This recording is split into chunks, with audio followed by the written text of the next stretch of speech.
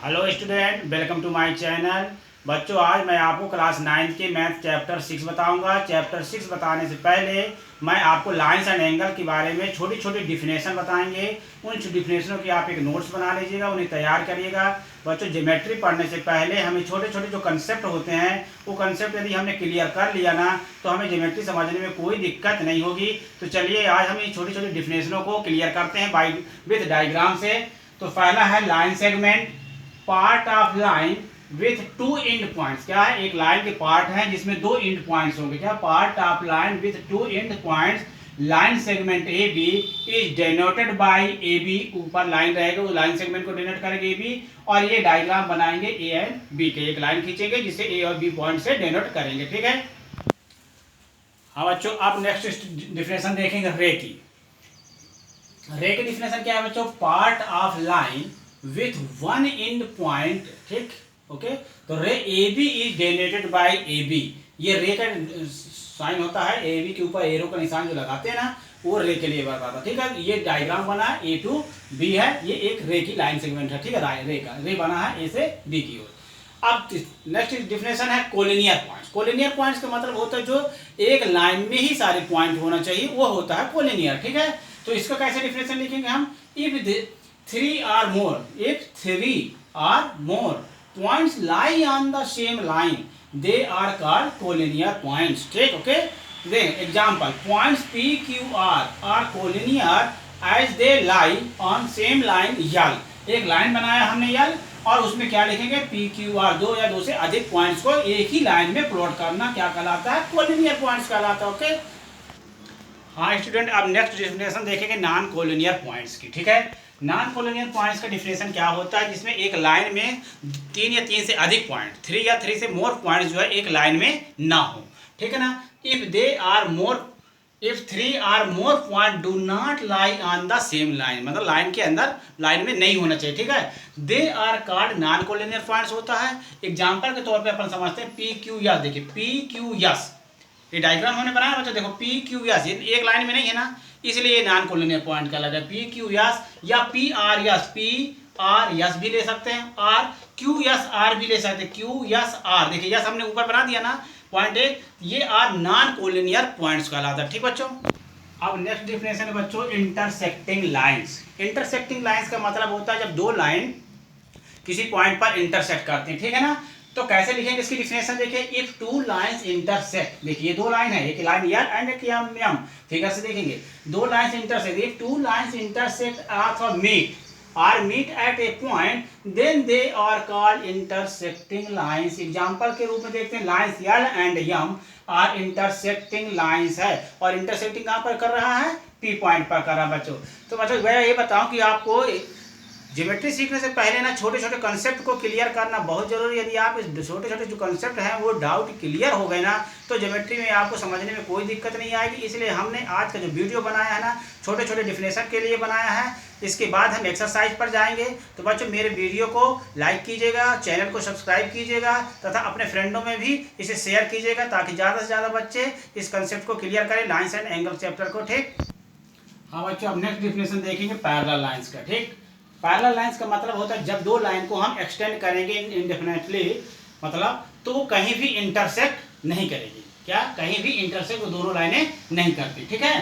तो इसकी डिफिनेशन हम लोग कैसे लिखेंगे मैथमेटिक्स में? If two lines do not intersect even if extended indefinitely, they are parallel lines. Example के रूप में L1 and L2 are two parallel lines हमने बनाया। देखिए L1 है L2, ये दोनों लाइनें एकदम स्ट्रेट में जाएंगी, सीधे जाएंगी, और कहीं पर भी दोनों लाइनें इंटरसेक्ट आपस में नहीं करेंगी। ये कहलाता है parallel line.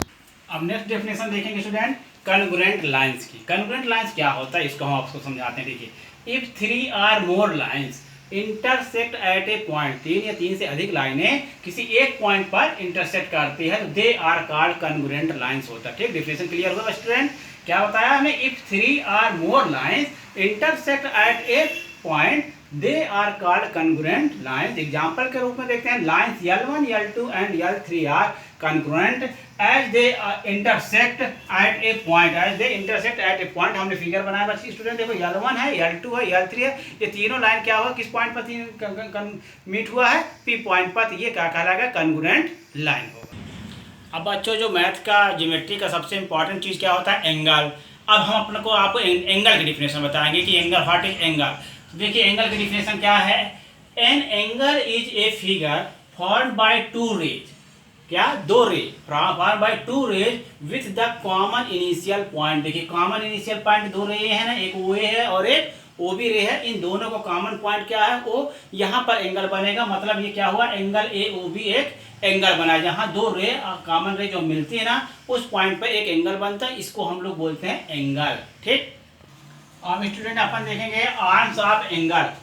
Arms of angle क्या होता है, देखिए the ray forming the angle are called arms of the angle. जो रे बनाते हैं ना एंगल, उनको क्या बोलते हैं, आर्म्स ऑफ एंगल। जैसे हमारे पास आर्म्स क्या है, एक ओ ए है और एक ओ बी, इन दोनों आर्म से मिलकर जो एंगल बनता है वो कहलाता है आर्म्स ऑफ एंगल। मतलब the ray are forming the angle are called arms of the angle, thus O A and O B are arms of the angle. Okay student, अब आया बारी वर्टेक्स की।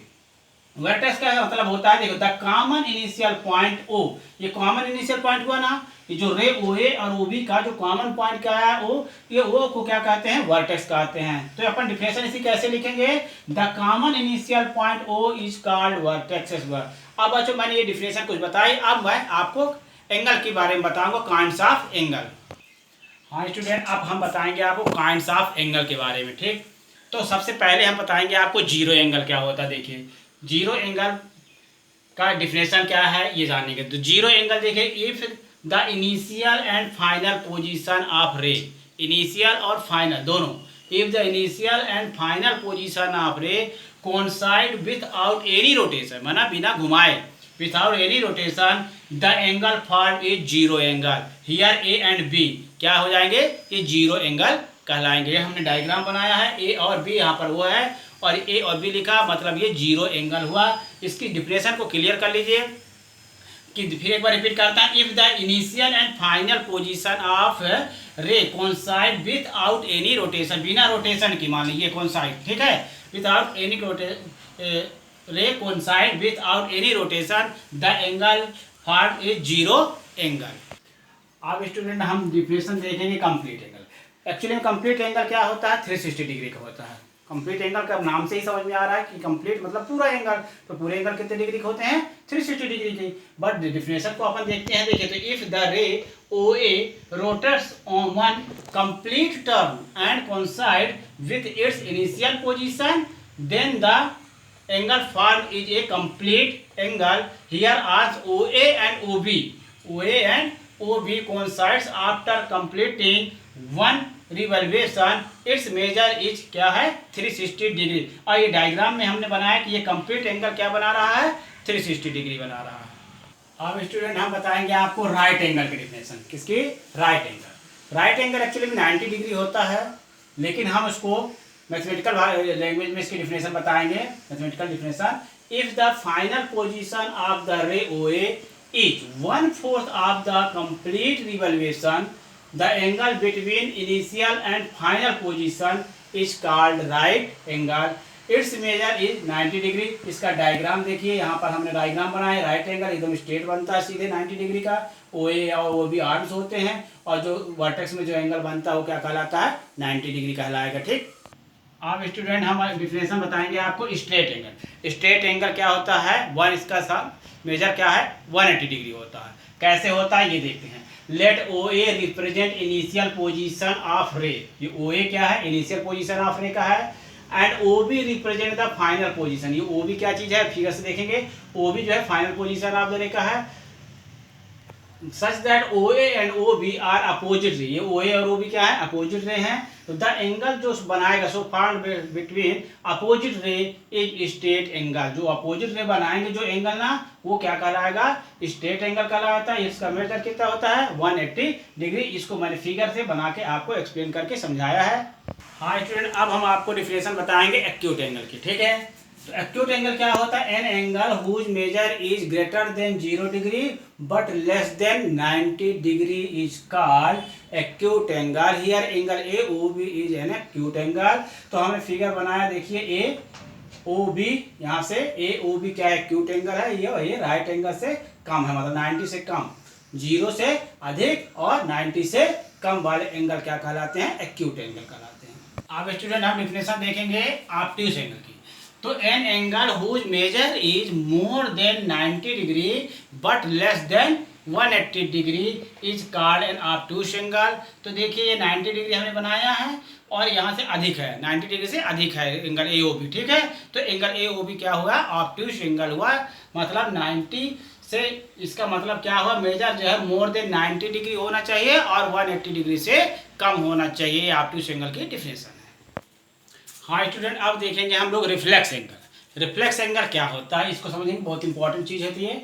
N angle whose measure is more than 180 degree but less than 360 degree is called reflex angle, ठीक।